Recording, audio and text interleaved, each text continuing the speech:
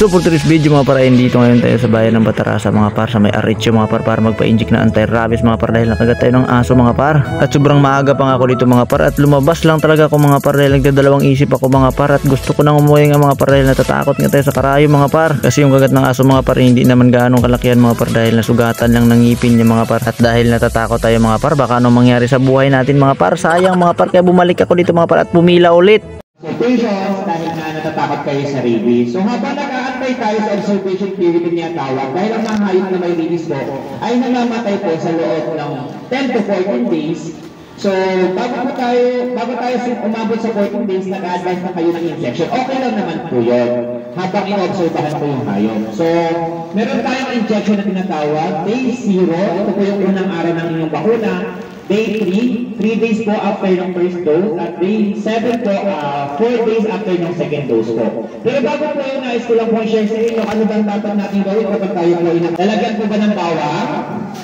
Lalagyan po ba ng kinaskas ng uling? Kasi may mga pumunta nito sa atin dito kung ano yung mga nakalagay sa mga sugat nila. Kaya kapag nakagat kayo ng aso niyan ng mga par, magpa-inject talaga kayo.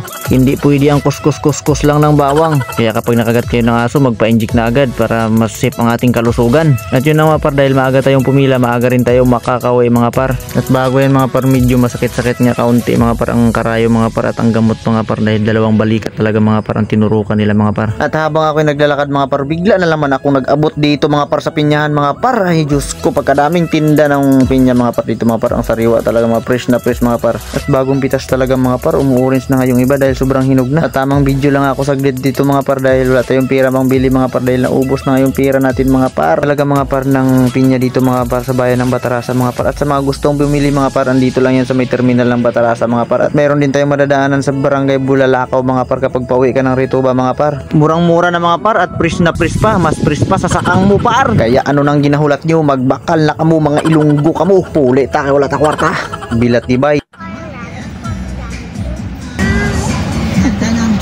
Hi, hi. Hi. Hi.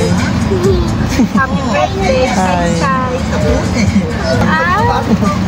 nag-vlog. Hi.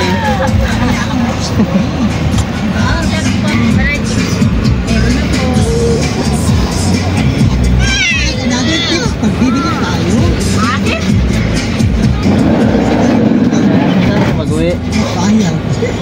Saan ka mag-uwi? Buling ka na tendera. Rituba po. Ay, Rituba ka rin. Bayad mo. Sukli din. At bago matapos ang ating video mga par, dahil pauwi na ako, shoutout ko mga bata na aking nakasabayan sa van mga par, dahil parituba rin daw siya. English speaking, matungtunto niya to mga par, kaya tama na tong video na to par. Paalam na sa inyo. Ingat kayong lahat. Bye bye.